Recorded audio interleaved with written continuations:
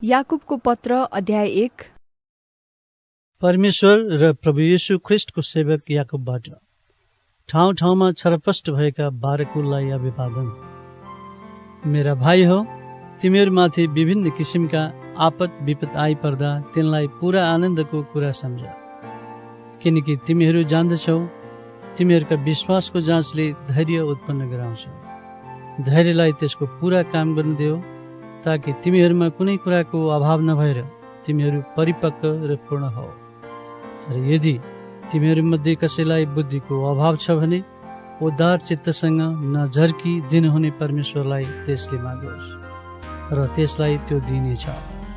तर त्यसले कति पनि शङ्का नगरी विश्वास साथ मागोस्। शङ्का गर्ने चाहिँ बतासले उचाल्दै पछार्दै गर्ने समुद्रका छाल समान हुनेछ। त्यस्तो मानिसले यो नसम्झोस् कि उसले प्रभुबाट केही पाउनेछ, किनकि दोहोरो मन भएको मानिस उसका सबै चालचलनमा अस्थिर हुन्छ। दीन अवस्थाको भाइले आफ्नो उच्च अवस्थामा गर्व गरोस् र धनीले चाहिँ आफ्नो दीन अवस्थामा गर्व गरोस्, किनकि मानिस घाँसको फूल जस्तै ओइली जानेछ। किनभने डढाउने गर्मीसँग सूर्य उदाउँछ र घाँसलाई ओइलाइदिन्छ, फूल झर्छ र त्यसको शोभा नष्ट हुन्छ। त्यसरी नै धनी मानिस पनि आफ्नै काम धन्दामा नष्ट भएर जान्छ। त्यो मानिस धन्यको हो जो आपद विपदमा स्थिर रहन्छ, किनकि जाँचको सामना गरिसकेपछि त्यसले जीवनको त्यो मुकुट पाउनेछ जो परमेश्वरले उहाँलाई प्रेम गर्नेहरूलाई दिने प्रतिज्ञा गर्नुभएको छ। परीक्षा हुँदा कसैले पनि यसो नभनोस्, परमेश्वरद्वारा मेरो परीक्षा भएको हो, किनकि कुनै खराब कुराबाट परमेश्वरको परीक्षा हुन सक्दैन र उहाँ आफैले पनि कुनै मानिसको परीक्षा गर्नुहुन्न। तर हरेक मानिस आफ्नै खराब इच्छाद्वारा लोभिएर परीक्षामा पर्दछ। तब खराब इच्छाले गर्भधारण गरेपछि त्यसले पाप जन्माउँछ, अनि पाप पुरै बढेपछि त्यसले मृत्यु ल्याउँछ। मेरा प्यारा भाइ हो, धोकामा नपर। हरेक असल दान र हरेक सिद्ध वरदान स्वर्गबाट हो। यो वरदान ज्योतिका पिताबाट आउँछ। बदलिरहने छाया जस्तो उहाँमा कुनै हेरफेर हुँदैन। उहाँले आफ्नै इच्छाले सत्यको वचनद्वारा हामीलाई जन्म दिनुभयो, यस हेतुले कि हामी उहाँको सृष्टिको एक अगौटे फल जस्तो बन्न सकौँ। मेरा प्रिय भाइहरू, यो कुरा जान, प्रत्येक मानिस सुन्नमा छिटो, बोल्नमा ढिलो र रिसाउनमा धिमा हुनुपर्छ, किनकि मानिसको रिसले परमेश्वरको धार्मिकता ल्याउँदैन। यसै कारण सबै फोहोर कुरा र समस्त दुष्टतालाई हटाओ र तिमीहरूका हृदयमा रोपिराखेको वचन नम्रतापूर्वक धारण गर, जसले तिमीहरूका प्राणलाई उद्धार गर्न सक्छ। तर वचन पालन गर्ने हो र सुन्ने मात्र भएर आफैलाई धोका नदेऊ। कुनै मानिसले वचन सुन्छ तर पालन गर्दैन भने त्यो एउटा यस्तो मानिस जस्तो हुन्छ जसले आफ्नो अनुहार ऐनामा हेर्छ, किनकि त्यसले आफैलाई हेर्छ र गइहाल्छ र त्यो आफै कस्तो थियो त्यो तुरुन्तै बिर्सिहाल्छ। तर त्यो मानिस जसले स्वतन्त्रता दिने शुद्ध व्यवस्थालाई हेर्दछ र त्यसैमा लागिरहन्छ अनि सुनेर बिर्सिहाल्ने होइन तर काम गर्ने पनि हुन्छ, त्यसले चाहिँ आफूले गरेको काममा आशिष पाउनेछ। यदि कोही मानिसले आफूलाई धर्मी सम्झन्छ र आफ्नो जिब्रोमा लगाम लाउँदैन तर आफ्नो हृदयलाई धोका दिन्छ भने त त्यस मानिसको धर्म व्यर्थ हुन्छ।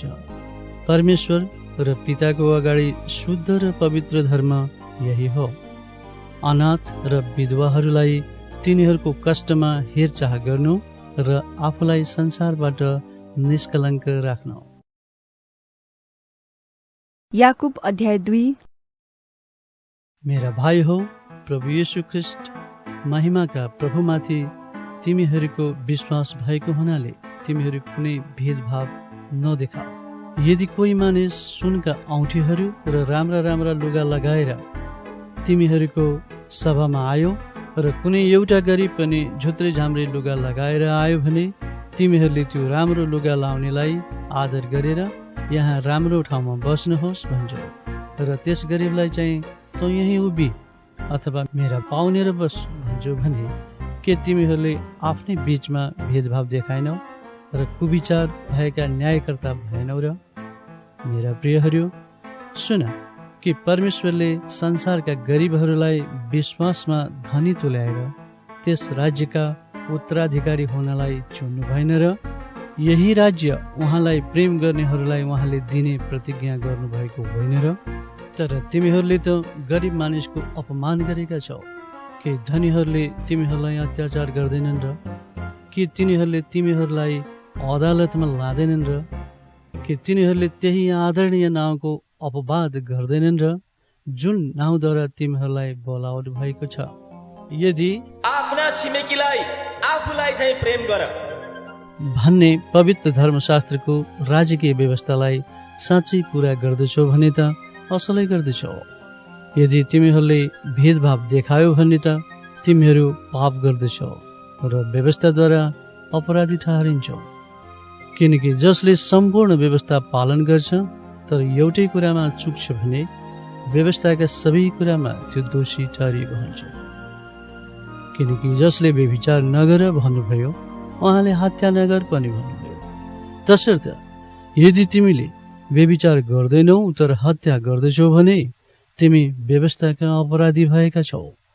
यसकारण तिमीहरूको बोली र व्यवहार स्वतन्त्रताको व्यवस्था बमोजिम न्याय पाउनेहरूका जस्तै होस्। किनकि जुन मानिसले कृपा गरेको छैन त्यसको न्याय कृपा बिना नै हुन्छ। कृपा न्यायमाथि विजय हुन्छ। मेरा भाइ हौ, यदि कोही मानिसले मसित विश्वास छ भन्छ तर काम चाहिँ गर्दैन भने यसबाट के लाभ? के त्यसको विश्वासले त्यसलाई बचाउन सक्छ र? यदि कोही भाइ वा बहिनी झुत्रे झाम्री छ र त्यसलाई दिनहुँको भोजनको अपुग छ र तिमीहरूमध्ये कसैले त्यसलाई शान्तिसँग जाओ, न्यानो गरी बस, पेटभरि खाओ मात्र भन्छ तर त्यसको शरीरलाई चाहिने कुराहरू चाहिँ दिँदैन भने त्यसबाट के लाभ हुन्छ र? यसरी विश्वास पनि काममा प्रकट हुँदैन भने त्यो विश्वास मृत हो। तर कसैले भन्ला तिमीसित विश्वास छ, मेरा चाहिँ कामहरू छन्, काम बिनाको तिम्रो विश्वास मलाई देखाऊ र मैले गरेको कामद्वारा म आफ्नो विश्वास तिमीलाई देखाउने छु। तिमीहरू विश्वास गर्दछौ कि परमेश्वर एउटै हुनुहुन्छ, त्यो असल हो। भूतात्माहरू पनि विश्वास गर्छन् र थर थर काम्छन्। मूर्ख हो, काम बिनाको विश्वास व्यर्थ हुन्छ भन्ने कुराको प्रमाण चाहन्छौ? जब हाम्रा पुर्खा अब्राहमले आफ्नो छोरो इसहाकलाई वेदीमा अर्पण गरे तब तिनी कामद्वारा नै धर्मी ठहरिएनन् र? तिमी देख्दछौ कि तिनका कामहरू सँगसँगै विश्वास क्रियाशील थियो र कामद्वारा नै विश्वास पूर्ण भएको थियो। पवित्र धर्मशास्त्रको यसो भन्ने वचन पूरा भयो। अब्राहमले परमेश्वरमा विश्वास गरे र यो उनको निम्ति धार्मिकता गनियो र उनी परमेश्वरका मित्र कहलिए। तिमीहरू देख्दछौ कि कामद्वारा मानिस धर्मी ठहरिँदो रहेछ, विश्वासद्वारा मात्र होइन। त्यसै गरी राहाब वेश्याले पनि जब तिनले गुप्तचरहरूलाई सत्कार गरेर अर्कै बाटो पठाइदिएन् तब कामहरूबाट तिनी धर्मी ठहरिएकी होइनन् र? जसरी शरीर आत्मादेखि अलग हुँदा मरेको हुन्छ त्यसै गरी विश्वास पनि कामहरूदेखि अलग हुँदा मरेको हुन्छ। याकुब अध्याय 3। भाइ हो, तिमीहरूमध्ये धेरैजना शिक्षक नहो, किनकि तिमीहरू जान्दछौ हामी शिक्षा दिनेहरूको न्याय अझ कठोर रूपले हुनेछ, किनकि हामी सबै धेरै भुल गर्दछौँ। जुन मानिसले आफूले बोल्ने कुरामा भुल गर्दैन त्यसले आफ्ना सारा शरीरमा पनि लगाम लगाउन सक्छ र त्यो सिद्ध मानिस हुन्छ। यदि घोडाहरूलाई बसमा राख्नलाई तिनीहरूका मुखमा लगाम लगायौँ भने तिनीहरूका सारा शरीरलाई जता मन पर्यो त्यतै लान सक्छौँ। हेरे त जहाजहरू जो तेज हावाले चल्दछन् ती ठुला ठुला भए तापनि एउटा सानो पतवारद्वारा कर्णधारले आफ्नो इच्छा अनुसार जता मन पर्यो त्यति लान्छ। त्यस्तै जिब्रो पनि एउटा सानो अङ्ग भएर ठुला ठुला कुराको अभिमान गर्दछ। हेर, एउटा सानो आगोको झिल्काले ठुलो वन पनि सुहा पार्दछ। जिब्रो पनि एउटा आगो नै हो। यो शरीरका अङ्गहरूमध्ये अधर्मको एउटा दुनियाँ नै हो। यसले सारा शरीरलाई दूषित पार्दछ र जीवनको सारा क्रममा नै आगो सल्काइदिन्छ र नरकको आगोमा त्यो जल्छ। हरेक किसिमका पशुपन्छी, घस्रने जन्तु र समुद्रका जीवजन्तुलाई तह लगाउन सकिन्छ र मानिस जातिबाट नै तह लगाइएको छ। तर जिब्रोलाई कुनै मानिसले तह लाउन सक्दैन। घातक विषले भरिएको यो चञ्चल दुष्ट हो। यसद्वारा हामी प्रभु र पिताको प्रशंसा गर्दछौँ र यसैद्वारा परमेश्वरको स्वरूपमा बनेका मानिसहरूलाई हामी सराप्दछौँ। एउटै मुखबाट आशीर्वाद र श्राप निस्कन्छन्। मेरा भाइ हो, यसो नहुनु पर्ने हो। के पानीको मूलको एउटै धाराबाट मिठो र तितो पानी निस्कन्छ र? मेरा भाइ हो, के अन्जिरको बोटमा जैतुन अथवा दागको बोटमा अन्जिर फल्न सक्छ र? तितो पानीको मूलबाट पनि मिठो पानी निस्कन सक्दैन। तिमीहरूमध्ये बुद्धिमान र ज्ञानी को छ? आफ्नो असल जीवनद्वारा बुद्धिको नम्रतामा त्यसले आफ्ना कामहरू देखाओस्। तर यदि तिमीहरूका हृदयमा कटु, ईर्ष्या र स्वार्थी अभिलाषा छन् भने यी कुरामा अभिमान नगर र सत्यतालाई झुटा नबनाऊ। यो बुद्धि स्वर्गबाट आउने बुद्धि होइन, तर यो त सांसारिक, अनात्मिक र शैतानिक हो। किनकि जहाँ डाह र स्वार्थपूर्ण अभिलाषा हुन्छ त्यहाँ भाँड भैलो र हरेक किसिमको भ्रष्ट काम हुन्छ। तर जुन बुद्धि स्वर्गबाट आउँछ त्यो पहिले शुद्ध हुन्छ, तब त्यो शान्तिप्रिय, कोमल, विचारशील, कृपापूर्ण र असल फलले भरिएको, पक्षपात रहित र कपट रहित हुन्छ। शान्ति कायम राख्नेहरूले शान्तिमा छर्छन् र तिनीहरूले धार्मिकताको फसल बटुल्छन्। याकुब अध्याय 4। तिमीहरूका बीचमा लडाईँ र झगडाहरू कुन कुराले ल्याउँछ? के यी सब तिम्रो शरीरका अङ्गहरूमा सङ्घर्ष गर्ने अभिलाषाहरूबाट आएको होइनन्? तिमीहरू इच्छा त गर्दछौ तर तिमीहरू पाउँदैनौ। तिमीहरू हत्या गर्दछौ र लोभ गर्छौ तर पाउन सक्दैनौ। तिमीहरू झगडा गर्दछौ र लडाईँ गर्छौ, तिमीहरूसित हुँदैन, किनभने तिमीहरू परमेश्वरसँग माग्दैन। तिमीहरू माग्छौ तर पाउँदैनौ, किनकि आफ्ना अभिलाषा पूरा गर्नलाई बेठिकसित माग्छौ। व्यभिचारी मानिस हौ, संसारसँगको मित्रता परमेश्वरसँगको शत्रुता हो भन्ने कुरा के तिमीहरूलाई थाहा छैन? यसकारण जो संसारसँग मित्र हुन चाहन्छ त्यसले आफैलाई परमेश्वरको शत्रु बनाउँछ। के तिमीहरू यो सम्झन्छौ कि पवित्र धर्मशास्त्रले व्यर्थमा यसो भन्दछ? हामीमा परमेश्वरले राख्नुभएका आत्माको निम्ति उहाँ तीव्र डाह राख्नुहुन्छ, तर उहाँले अझ बढी अनुग्रह दिनुहुन्छ। यसै कारण पवित्र धर्मशास्त्र यसो भन्दछ, परमेश्वरले अभिमानीहरूको विरोध गर्नुहुन्छ तर नम्रहरूलाई अनुग्रह गर्नुहुन्छ। यसकारण आफैलाई परमेश्वरको अधीनमा राख, दियाबलसको विरोध गर र त्यो तिमीहरूबाट भाग्नेछ। परमेश्वरको नजिक आऊ र उहाँ तिमीहरूका नजिक आउनुहुनेछ। पापी हो, तिमीहरूका हात चोखा पार। दोमनका मानिस हो, तिमीहरूका हृदय शुद्ध पार। दुखी हो, शोक गर र रो। तिमीहरूको हाँसो शोकमा र तिमीहरूको आनन्द खिन्नतामा परिणत होस्। प्रभुको सामने आफूलाई विनम्र तुल्याऊ र उहाँले तिमीहरूलाई उच्च पार्नुहुनेछ। भाइ हो, एउटाले अर्कोको विरुद्धमा खराब कुरा नगर। जसले आफ्नो भाइको विरुद्धमा खराब बोल्छ अथवा आफ्नो भाइलाई दोष लाउँछ त्यो व्यवस्थाको विरुद्धमा बोल्छ र त्यसले व्यवस्थाको दोष देखाउँछ। तर यदि तिमीले व्यवस्थाको दोष देखाउँछौ भने र तिमी व्यवस्था बमोजिम चल्ने भएनौ, तर व्यवस्थाको न्यायकर्ता पो भयो। व्यवस्था दिने र न्यायकर्ता त एउटै हुनुहुन्छ, जसले बचाउन र नाश गर्न पनि सक्नुहुन्छ। तर आफ्नो छिमेकीलाई दोष लाउने तिमी को हो? आज वा भोलि हामी फलानु सहरमा जाउँला, त्यहाँ 1 वर्ष बिताउँला र व्यापार गरेर नाफा गरौँला भन्नेहरू अब सुन। भोलि के हुने हो तिमीहरू जान्दैनौ। तिम्रो जिन्दगी के छ? तिमीहरू त तुवालो हो जो केही बेरको निम्ति देखा पर्छ अनि हराइहाल्छ। यसको सट्टामा त तिमीहरूले यसो भन्नुपर्ने, यदि परमेश्वरको इच्छा भयो भने हामी बाँचौँला र यस्तो उस्तो गरौँला। तर अहिले तिमीहरू आफ्ना सेखीमा धाक लाउँछौ। यस्तो सबै सेखी खराब हो। यसकारण जसले भलाइ गर्न जानेर पनि गर्दैन त्यसले पाप गर्छ। याकुब अध्याय 5।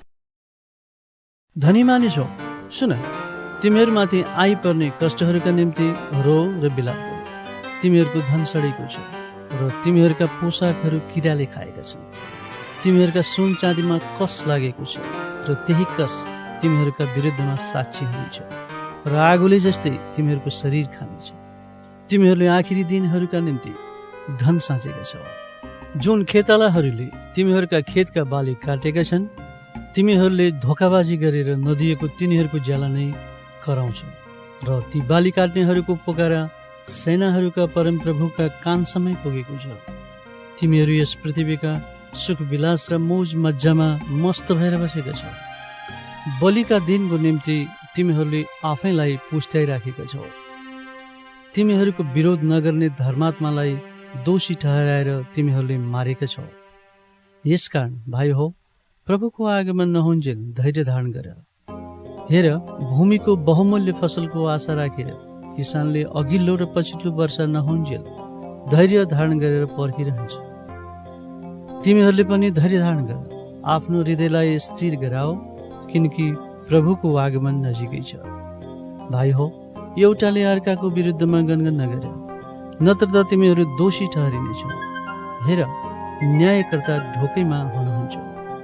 भाइ हो, कष्ट भोग र धैर्यको उदाहरण कस्तो हुनुपर्ने हो, सो प्रभुको नाममा बोल्ने अगमवक्ताहरूलाई हेर।